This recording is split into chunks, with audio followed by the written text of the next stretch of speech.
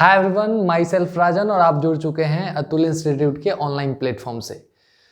आज के सेशन में हम लोग जो बिहार बोर्ड का मॉडल सेट पिछले लेक्चर में हम लोग डिस्कस किए थे उसी के आगे कंटिन्यू करेंगे और इसमें हम लोग पढ़ने वाले हैं एक तरह से 36 क्वेश्चन से लेकर के 70 क्वेश्चन तक। जितना कंप्लीट ऑब्जेक्टिव था उसका कंप्लीट डिस्कशन आज कंप्लीट कर दिया जाएगा। तो आप लोग इस यूट्यूब चैनल से बने रहेंगे, ठीक है ना। अगर आप सब्सक्राइब नहीं किए हैं तो ज़रूर सब्सक्राइब करिएगा, ठीक है ना। अपने दोस्तों को साथ शेयर करिएगा ताकि उनको भी बेनिफिट हमारे इस वीडियो से मिल सके। क्लियर। और कमेंट करके ज़रूर बताएंगे कि कैसा आपको ये वीडियो लग रहा है, ये सेशन आपको लग रहा है कि आपके लिए बेनिफिटेड है या नहीं है। क्लियर। तो चलिए हम लोग आगे कंटिन्यू करने वाले हैं आज का सेशन, जिसमें आपसे डिस्कस करेंगे 36 क्वेश्चन एंड उसके एवब जो है इंटरमीडिएट का जो भी हम लोग डिस्कस कर रहे हैं ऐसे मॉडल सेट, उसी में आगे कंटिन्यू कर रहे हैं। और उसमें हम लोग 35 क्वेश्चन तक डिस्कस कर चुके थे। आज से स्टार्ट करने वाले हैं 36 क्वेश्चन नंबर से। क्लियर। चलिए, तो आप लोग जो है कमेंट करते रहेंगे, कोई भी डाउट हो, कोई भी दिक्कत हो वहाँ पे लिखते रहेंगे, हम लोग कमेंट देखते ही रहते हैं। क्लियर। चलिए, अब जो है आगे हम लोग कंटिन्यू कर रहे हैं 36 नंबर क्वेश्चन से। तो यहाँ हिंदी में क्वेश्चन दिया हुआ है, उसी को एक तरह से इंग्लिश में दिया हुआ है कि biolistic gun is suitable for. Biolistic gun होता क्या है, पहले इसको हम लोग समझने का कोशिश करते हैं कि देखिए बायोलिस्टिक गन एक तरह से जीन गन मेथड जो है वो हम आपको बायोटेक्नोलॉजी में आप लोग पढ़े होंगे, ठीक है ना। जीन ट्रांसफर का मेथड जीन गन मेथड होता है और इसमें प्लांट सेल के अंदर ट्रांसफॉर्मेशन ऑफ प्लांट सेल होता है। क्लियर। तो बी आंसर होगा इसका। क्लियर, आप लोग ध्यान रखिएगा। नेक्स्ट हम लोग बात कर लेते हैं, तो वो देखेंगे क्या 37 नंबर क्वेश्चन। 37 नंबर की अगर बात करते हैं तो इसमें पढ़ना है हम लोग को एक तरह से इसमें प्लांटोलॉजिस्ट जो है इंडिया के सबसे पहले प्लांटोलॉजिस्ट कौन थे। क्लियर। तो सबसे पहले प्लांटोलॉजिस्ट अगर देखा जाए तो हम लोग बिरबल सहनी थे। आपको ध्यान में रखना है, ये नाम याद रखना है। क्लियर। ये लेकिन इस तरह का क्वेश्चन जो है ये नहीं पूछा जाता है, लेकिन हाँ चलिए मॉडल सेट में है तो हम लोग ध्यान में रखेंगे इसको। क्लियर। आगे बढ़ते हैं। नेक्स्ट अगर देखते हैं तो isolation of DNA from a fungal cell involves the use of enzyme. कहने का मतलब अगर आपको एंजाइम कौन सा आप एंजाइम लगाएंगे जिसके मदद से आप फंगल सेल से डीएनए को अलग कर पाएंगे, तो उसके लिए काइटिनेज एंजाइम होता है। ये आप पढ़े होंगे। क्लियर। बायोटेक्नोलॉजी में, ठीक है ना। एंजाइम जो है वो कौन सा लगाएंगे जिससे फंगल सेल से डीएनए को अलग कर पाएंगे, तो काइटिनेज एंजाइम इसका आंसर होगा। क्लियर। तो काइटिनेज आप ध्यान में रखिएगा। चलिए आगे बढ़ते हैं। नेक्स्ट है आपके सामने which of the following is a restriction इंडोन्यूक्लिएज।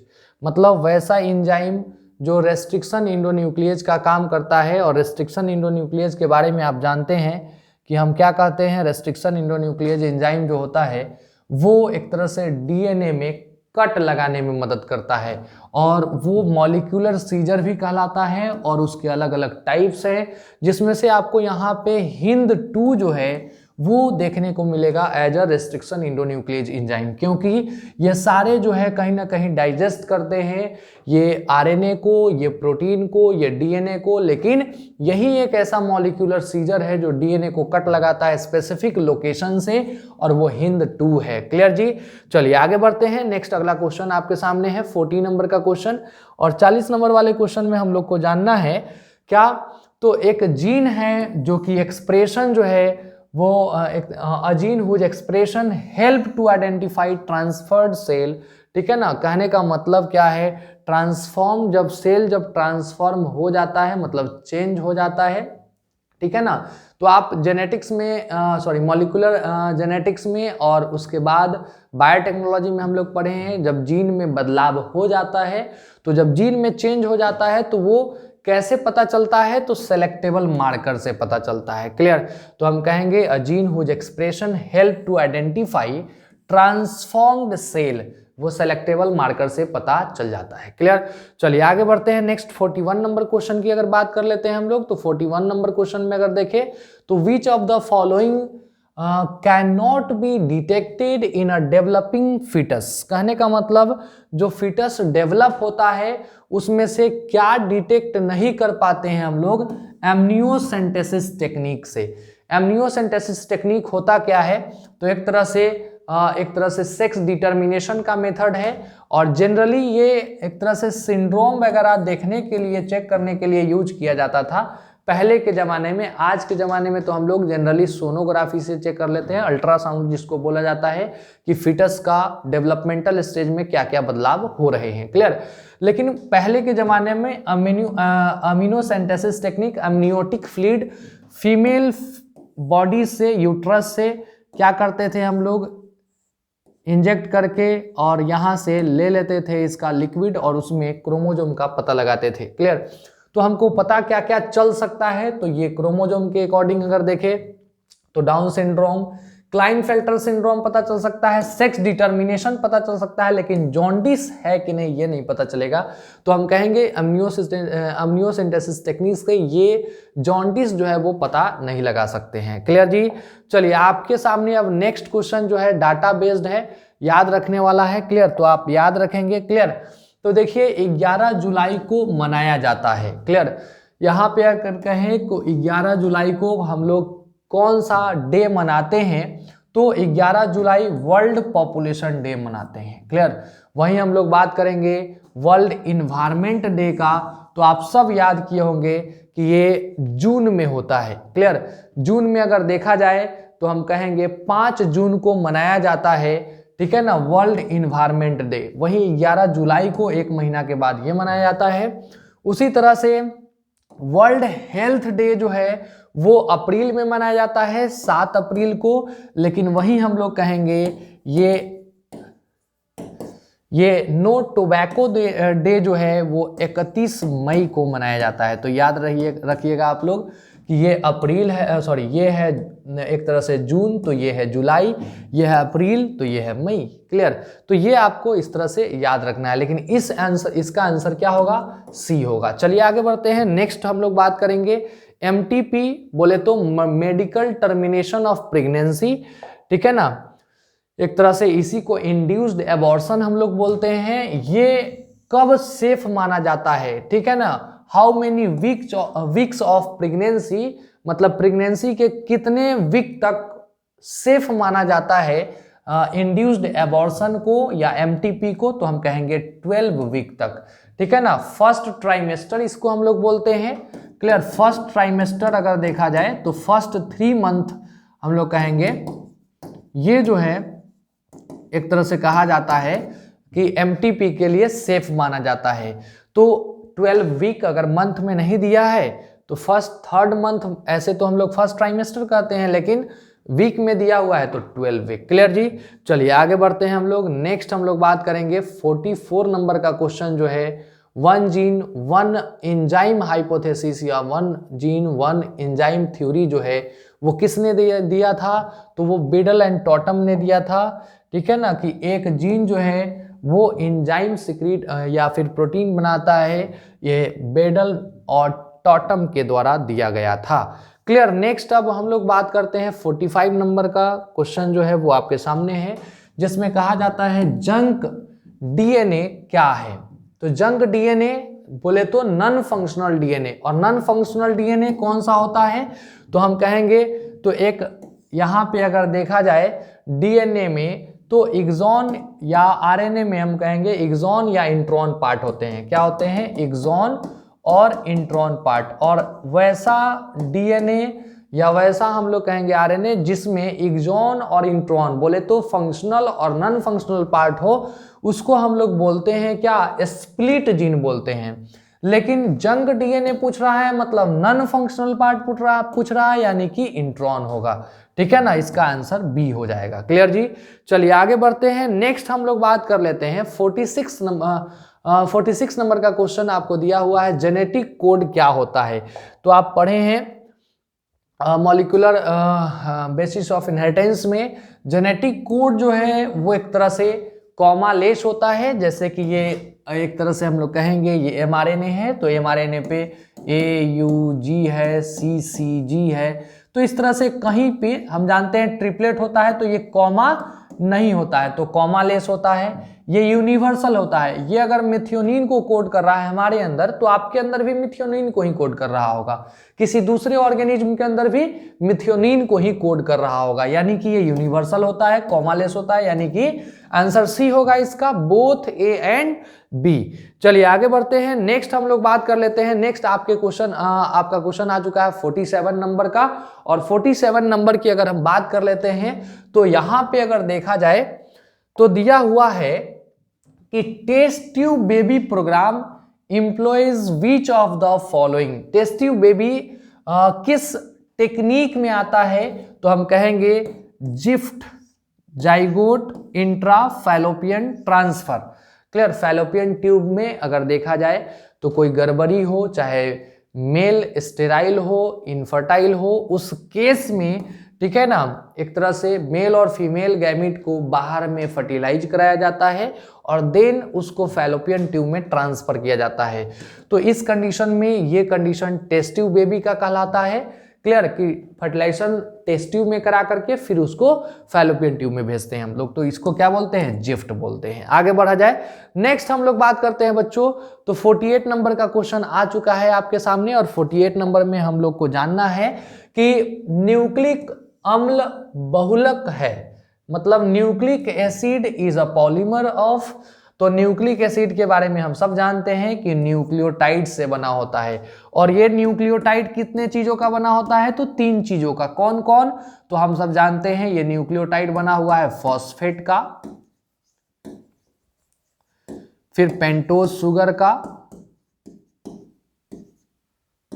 और हम जानते हैं पेंटोज शुगर 2 तरह का होता है, एक राइबोज शुगर और एक डीऑक्सीराइबोज शुगर, और तीसरा होता है N2 बेस, नाइट्रोजिनस बेस, और ये N2 बेस क्या होता है, एडेनिन ग्वानिन प्यूरिन होता है, और पायरिमिडीन दूसरा होता है जिसको हम लोग बोलते हैं साइटोसिन थाइमिन, और एक प्यूरिन होता है और एक पायरिमिडीन होता है,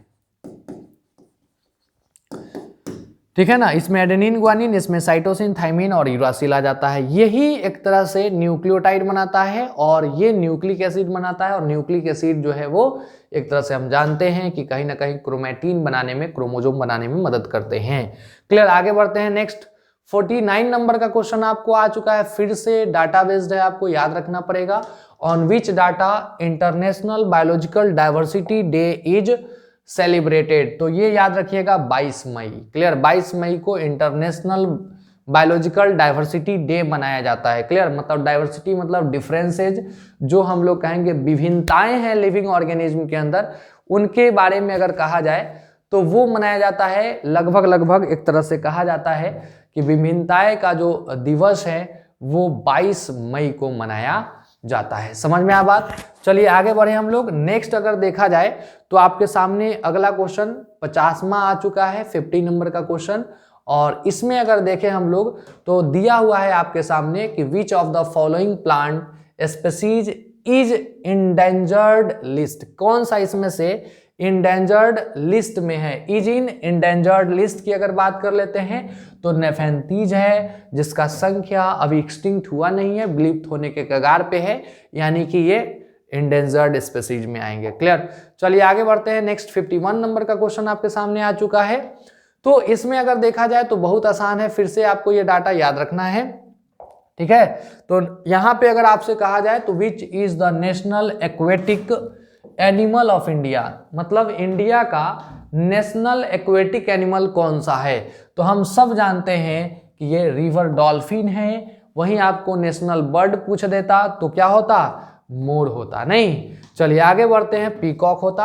अब आगे बढ़ते हैं, नेक्स्ट 52 नंबर का क्वेश्चन आपके सामने है, और 52 नंबर का क्वेश्चन आपके सामने है। इसमें क्या दिया हुआ है, in the following which one is termination codon या टर्मिनेटिंग कोडॉन, इसमें से कौन सा टर्मिनेटिंग कोडॉन है।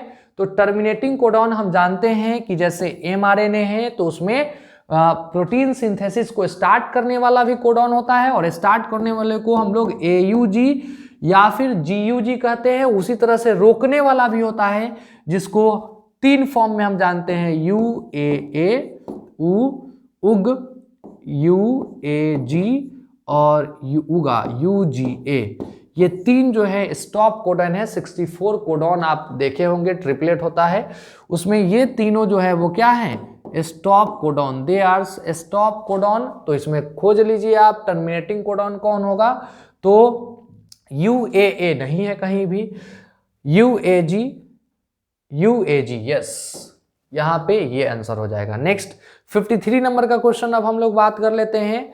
तो conservation of organism in natural habitat called, clear. तो हम कहेंगे नेचुरल हैबिटाट पे उसको, जहां पे उसका नेचुरल फॉर्म है वहीं पे उसको अगर कंजर्व कर दे, मतलब उसको संरक्षित कर दे, तो उस केस में वो कहलाता है इन सिटू कंजर्वेशन। और कहीं पे ले करके जा रहे हैं, कहीं नेशनल पार्क में उसको रख रहे हैं, जैसे कि आप वाल्मीकि नगर, उस पूरे जंगल को क्या किया, उसके नेटिव प्लेस पे क्या किया गया है, कंजर्व कर दिया गया है, तो वो कहलाएगा इन सिटू। लेकिन हम कोई एनिमल गांव में निकल गया, ठीक है ना, मान लिया कि चीता, कभी कभी आप सुने होंगे कि गांव में निकल जाता है, क्लियर, तो उसको फॉरेस्ट्री डिपार्टमेंट से लोग आते हैं और उसको रेस्क्यू करके ले जाते हैं। कहाँ पे ले जाएंगे, तो उनको सेफ जगह, ऐसा नहीं कि मार के फेंक देंगे, क्लियर। ऐसे भी हर एक एनिमल के प्रजाति को बचाना जरूरी है, क्लियर। तो उनको ले जाते हैं कहाँ पे, उनको रेस्क्यू करके ले जाएंगे और कहीं जूलॉजिकल पार्क में रख देंगे, क्लियर। कोई प्लांट होगा तो बॉटनिकल गार्डन में रखेंगे, एनिमल होगा तो जूलॉजिकल पार्क में रखेंगे।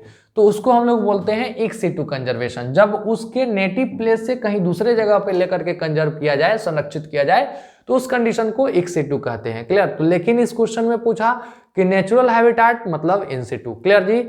चलो आगे बढ़ते हैं। नेक्स्ट है 54 नंबर का क्वेश्चन, और 54 नंबर में है passive immunity was discovered by, ये आपको याद रखना होगा। पैसिव इम्यूनिटी किसने डिस्कवर करा था, तो सबसे पहले इमिल वॉन बेरिंग के द्वारा ये सबसे पहले डिस्कवर किया गया था, ठीक है ना, ये एंटी टॉक्सिन डिप्थेरिया के का बनाने में। तो सबसे पहले डिस्कवर करने वाले साइंटिस्ट हैं इमिल वॉन बेरिंग, क्लियर। चलिए आगे बढ़ते हैं। नेक्स्ट अगर हम लोग बात कर लेते हैं, तो अब आपको 55 नंबर का क्वेश्चन आपके सामने आ चुका है कि प्लाज्मा सेल जो है वो किससे बना होता है।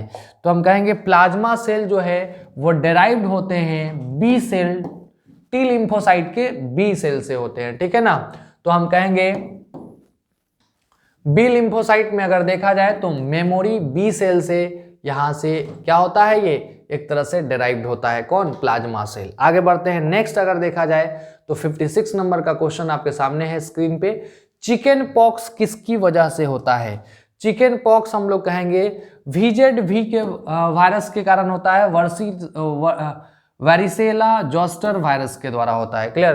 तो हम कहेंगे चिकन पॉक्स जो है वो VZV वायरस के द्वारा होता है, याद रखिएगा आप लोग। नेक्स्ट है 57 नंबर का क्वेश्चन, और 57 में हम लोग कहेंगे मॉलिक्यूलर सीजर।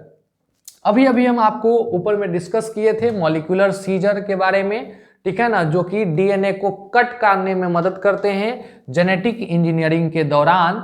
तो हम कहेंगे रेस्ट्रिक्शन एंडोन्यूक्लियेज एंजाइम, जो रेस्ट्रिक्शन साइट से DNA को कट लगाने में मदद करते हैं, क्लियर। तो इसका आंसर क्या होगा, सी होगा। चलिए आगे बढ़ते हैं। नेक्स्ट 58 नंबर का क्वेश्चन आपके सामने है, ठीक है ना। A man made allopolyploid cereal crop is, clear. तो हम कहेंगे मैन के द्वारा एक तरह से क्रॉसिंग कराया गया, और वो कौन सा प्लांट है, कौन सा सीरियल है, कौन सा अनाज है। तो इसमें अगर देखें तो ये ट्राइटिकल होगा। ट्राइटिकल जो है वो दो प्लांट को कंबाइंड करके, दो प्लांट के जीन को कंबाइन करके एक प्लांट बनाया गया जिसको ट्राइटिकल कहते हैं, जिसमें ट्राइटिकम जो कि वीट से लिया गया, और केल जो है सेकेल, ये जो एक प्लांट है राई का प्लांट, उसका नाम होता है CALE, ठीक है ना, स्केल इसको हम लोग कहेंगे। और तो इसका प्रीफिक्स लिया गया ट्राइटिकम, कहाँ से, वीट प्लांट से, और स्केल जो है यहाँ से लिया गया सेल, तो ट्राइटिकल हो गया ये, ठीक है ना। और ट्राइटिकल जो है दो प्लांट इससे बना हुआ एक तरह से मैन के द्वारा दो अलग अलग प्लांट को क्रॉस करा के बनाया गया, तो ये ट्राइटिकल कहलाया, क्लियर। आगे बढ़ते हैं। नेक्स्ट है आपके सामने 59 नंबर का क्वेश्चन, और 59 नंबर में दिया हुआ है द अल्कलॉइड फ्रॉम कॉल्चिकम ऑटमनेट होगा, ठीक है ना, और फैमिली लिलियसी फैमिली का एक प्लांट है कॉल्चिकम ऑटमनेट प्लांट, ठीक है ना। उसमें अगर देखा जाए तो ये इंड्यूस क्या करते हैं, तो पॉलीप्लॉइडी इंड्यूस करते हैं, ठीक है ना। ये 11th में ही पढ़ना है, ठीक है ना, लेकिन 12th में आया हुआ क्वेश्चन है, कोई दिक्कत नहीं है। तो देखिए ये कैसे पॉलीप्लॉइडी करता है, तो हम कहेंगे कि सेल डिवीजन तो कराता है, सॉरी सेल डिवीजन ही नहीं होने देता है, मतलब कि नंबर ऑफ क्रोमोसोम सेल के अंदर बढ़ जाते हैं लेकिन सेल डिवीजन नहीं होता है, तो इसको हम लोग बोलते हैं पॉलीप्लॉइडी देखने को मिलता है। नेक्स्ट 60 नंबर का क्वेश्चन आपके सामने आ चुका है।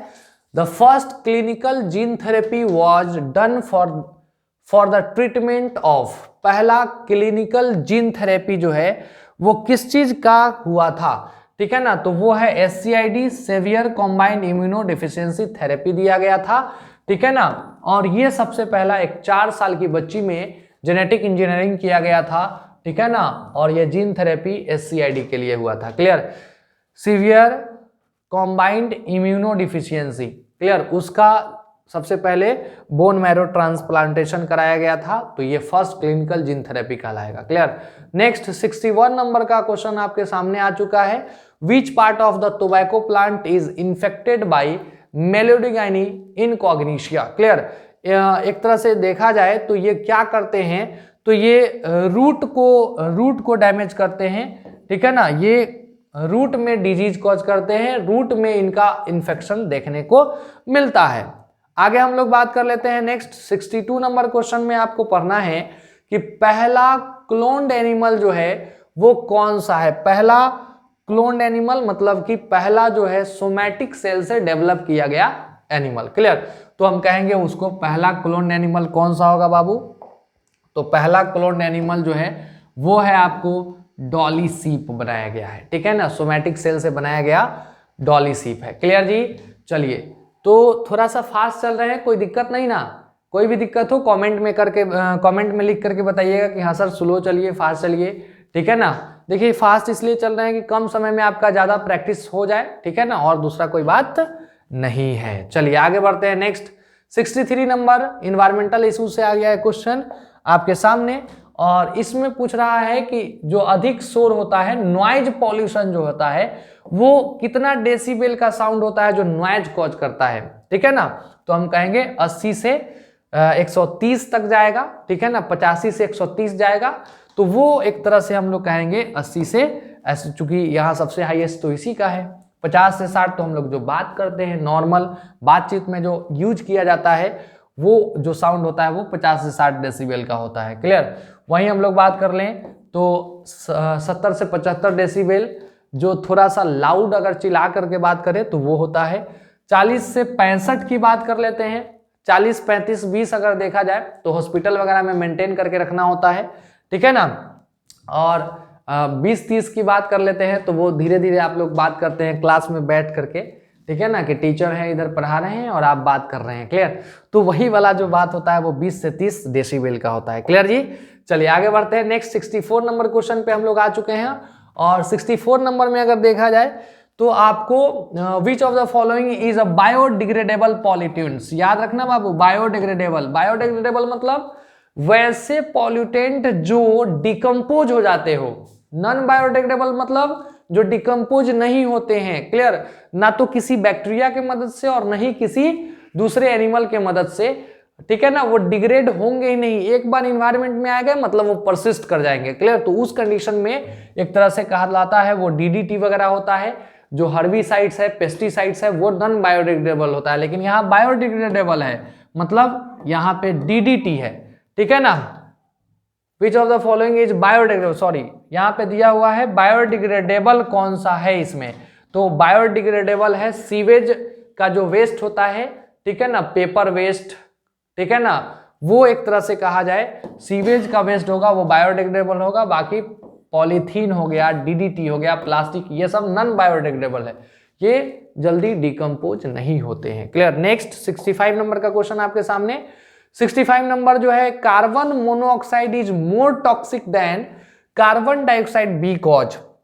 देखिए कार्बन डाइऑक्साइड से कार्बन मोनोऑक्साइड ज्यादा हार्मफुल, ज्यादा टॉक्सिक क्यों है? तो हम कहेंगे ज्यादा टॉक्सिक इसलिए है क्योंकि हम आपको बताए थे कार्बन मोनोऑक्साइड, ठीक है ना, या आप पढ़े हैं कार्बन डाइऑक्साइड के कंपैरिजन में ज्यादा टॉक्सिक क्यों है? क्योंकि कार्बन मोनोऑक्साइड किसी भी व्यक्ति का जान ले सकता है, ठीक है ना। अगर आप घर में बताए थे, एग्जाम्पल दिए होंगे या फिर आप पढ़े होंगे, उस समय सुने होंगे कि किसी भी घर में मॉर्टिन जला करके नहीं सोना चाहिए। क्लियर? क्यों? क्योंकि उसमें किसी भी चीज को जलने के लिए ऑक्सीजन लगता है। क्लियर? और ऑक्सीजन जो है वो चूंकि मॉर्टिन जलने में अगर धीरे धीरे खत्म हो गया तो आपके रूम में कार्बन मोनोऑक्साइड उसके जलने से, ऐस से क्या होगा, कहेंगे कार्बन मोनोऑक्साइड आपके रूम में बढ़ जाएगा और ऑक्सीजन धीरे धीरे कम होने लगेंगे। और जब ऑक्सीजन कम होगा और कार्बन डाइऑक्साइड जो है वो अगर कार्बन मोनोऑक्साइड वो अगर आपके लंग्स में जाता है तो वहाँ पे एक तरह से हीमोग्लोबिन प्रीफर करता है कार्बन मोनोऑक्साइड के साथ बॉन्ड बनाना। मतलब कि बॉन्ड एफिनिटी जो है वो कार्बन मोनोऑक्साइड का हीमोग्लोबिन के साथ ज़्यादा होता है एज कंपेयर टू ऑक्सीजन। इस कारण से आपका हीमोग्लोबिन समझेगा कि ये इसको ले चलते हैं, ठीक है ना, ले जाएगा कार्बन मोनोऑक्साइड को, अब पता चलेगा कि आपका सेल उसका यूज किया ही नहीं, तो ऑक्सीजन के कमी से क्या हो जाएगा, डेथ हो जाएगा। क्लियर? तो ये ज़्यादा टॉक्सिक हो गया। क्लियर? क्योंकि it reduces the oxygen carrying capacity of the haemoglobin. आ रहा है बात समझ में? तो कार्बन मोनोऑक्साइड जो है ज़्यादा टॉक्सिक हो गया एज कंपेयर टू किसके? तो हम कहेंगे कार्बन डाइऑक्साइड के। क्लियर? चलिए आगे हम लोग बात करते हैं। नेक्स्ट अगर देखा जाए तो 66 नंबर का क्वेश्चन आपके सामने है। विच of the following plant is used for the purification of water? Yes, बहुत अच्छा क्वेश्चन है ये। प्यूरिफिकेशन ऑफ वाटर, इसमें जो है वो कौन मदद करता है? तो ई कॉर्निया होगा। क्लियर? ई कॉर्निया कैसे होगा सर? ये आपको हम बताए हुए हैं, पिस्टिया और ई कॉर्निया एक तरह से जलकुंभी, इसी को हम बोलते हैं वाटर हैसिड कहते हैं। और ये कहीं ना कहीं एक तरह से ई कॉर्निया का काम क्या होता है, ऑक्सीजन को ड्रेन करना, साथ साथ जितने भी वेस्ट होते हैं ना उसको साफ करता है। क्लियर? तो हम कहेंगे इन सभी में सबसे ज्यादा एक तरह से सफाई में यही काम करता है, प्यूरिफिकेशन में मदद करता है। भले ही ऑक्सीजन को क्या करता है, खत्म करता है, लेकिन ये बाकी दूसरे जितने भी केमिकल्स हैं उनको ये एब्जॉर्ब कर लेता है, तो ये प्यूरिफिकेशन में मदद करता है। हाँ, यहाँ पे आता टेरर ऑफ बंगाल, इसी को इसीलिए कहा गया क्योंकि ऑक्सीजन क्या करते हैं, ड्रेन करते हैं। लेकिन ऑक्सीजन से रिलेटेड क्वेश्चन होता तो फिर वहां देखने को मिलता कि सोचने को मिलता कि हाँ यूकॉर्निया होगा। क्लियर? ऑक्सीजन लेवल को डाउन करता, लेकिन प्यूरिफिकेशन में भी यही होगा। क्लियर? आगे बढ़ते हैं। Next, which of the following is an opiate narcotic? Opioids आप जानते हैं, पढ़े हैं ह्यूमन हेल्थ एंड डिजीज में, ड्रग्स एंड अल्कोहल एब्यूज में ओपिओइड्स रिसेप्टर्स और ओपिओइड्स के बारे में, अलग अलग ड्रग एब्यूज के बारे में पढ़े हैं आप लोग, ठीक है ना, ओपिओइड्स, कैनाबिनॉइड्स और कोका अल्कलॉइड्स। क्लियर? तो ओपिओइड्स में आप पढ़े हैं मॉर्फिन और हीरोइन। क्लियर? तो हम कहेंगे इसमें से कौन सा ओपिओइड नार्कोटिक है? तो मॉर्फिन होगा, क्योंकि दूसरा कोई इसमें है नहीं। क्लियर? तो हम कहेंगे मॉर्फिन। नेक्स्ट अगर देखा जाए 68 नंबर का क्वेश्चन आपको आपके सामने है, डीएनए इज मिथाइलेटेड एज। देखिए हम जानते हैं बैक्टीरियल सेल में डीएनए जो है वो पाया जाता है और वो मिथाइलेटेड डीएनए होता है, मतलब एक तरह से मिथाइल का लेयरिंग होता है। क्योंकि वायरल डीएनए अगर आए बैक्टीरियल सेल में तो बैक्टीरियल डीएनए को, ठीक है ना, काट देगा कौन? तो यही एक तरह से डीएनए जो कि मिथाइलेटेड डीएनए किसका है, हम लोग कहेंगे ये मिथाइलेटेड डीएनए बैक्टीरिया का होता है और वो वायरल डीएनए को काट देगा ताकि वायरस का कोई इन्फेक्शन बैक्टीरिया में देखने को नहीं मिले। तो ये कहाँ पे होता है? तो हम कहेंगे साइटोसिन एक तरह से साइटोसिन रेसिड्यू पे कहेंगे, ठीक है ना, यहाँ पे डीएनए मिथाइलेटेड होता है, ठीक है ना, साइटोसिन रीजन पे पाया जाता है, डीएनए में साइटोसिन रीजन होता है वहां पे। क्लियर? नेक्स्ट आपके सामने है आपको replication of DNA occurs in. Replication of DNA कहाँ होता है? क्लियर? तो सॉरी, रेप्लिकेशन ऑफ डीएनए किस फॉर्मेट में होता है? क्या ये 3' to 5' होता है या 3 डैश यहां से 5 डैश होता है, क्या इधर से इधर होता है या इधर से इधर? तो हम कहेंगे कि सर ये डीएनए का रेप्लिकेशन पूछा है, यानी कि दोनों तरफ से हो सकता है, 3 to 5 हो सकता है या 5 to 3 हो सकता है। भले ही आरएनए का अगर पूछ देता तो आरएनए में सिर्फ और सिर्फ 5 to 3 होता है, याद रखिएगा, आरएनए में सिर्फ 5 to 3, लेकिन डीएनए में बोथ डायरेक्शन में क्या हो सकता है, रेप्लिकेशन हो सकता है, याद रखिएगा। नेक्स्ट और लास्ट क्वेश्चन आपको पूरे मॉडल सेट का, ये सबसे अंतिम क्वेश्चन आपके साथ डिस्कस कर रहे हैं, ठीक है ना, जिसमें देखा जाए तो एमआरएनए का निर्माण होता है, ठीक है ना, एमआरएनए का फॉर्मेशन कहां पे होता है? तो सर न्यूक्लियस में होता है। कहां पे होता है बाबू? न्यूक्लियस में, क्लियर। और प्रोटीन, यही एमआरएनए न्यूक्लियस से बाहर निकल के आता है, और प्रोटीन कहां बनाता है? तो हम कहेंगे ये प्रोटीन बनाता है साइटोप्लाज्म के अंदर, मतलब प्रोटीन सिंथेसिस साइटोप्लाज्म में होता है, बट एक तरह से देखा जाए आरएनए फॉर्मेशन जो है वो कहां पे होता है? न्यूक्लियस के अंदर, क्लियर। तो इस तरह से करके आप 70 क्वेश्चन ऑब्जेक्टिव जो मॉडल सेट में था वो आप बना चुके हैं। अब आपको करना क्या है? तो ये आप एक तरह से पूरा जो भी वीडियो आपको मिला है वो कवर करिए, फिर हम लोग अगले वीडियो में आपको इंपॉर्टेंट टॉपिक देंगे पूरे बिहार बोर्ड में। एक तरह से जितना भी 2 नंबर और 5 नंबर में पूछा जाने वाला जितना भी सवाल है उस पे बेस्ड आपको टॉपिक दिया जाएगा, फिर उसको आप करना है। और ऑब्जेक्टिव जो है इसी तरह से अलग अलग इंपॉर्टेंट ऑब्जेक्टिव का सेशन हम आपको लाएंगे बिहार बोर्ड के एग्जाम तक। तो आप अगर इस चैनल को सब्सक्राइब नहीं किए हैं तो जरूर सब्सक्राइब करिएगा, साथ साथ बेल आइकन को जरूर हिट करिएगा, ताकि जितने भी वीडियोस आपको मिले वो सही समय पे मिलता चले और आप उसको कवर करते चलिए, क्लियर। तो फिर हम लोग अगले वीडियो में मिलते हैं, आज के लिए इतना ही रखते हैं। ओके, थैंक यू, तब तक के लिए बाय।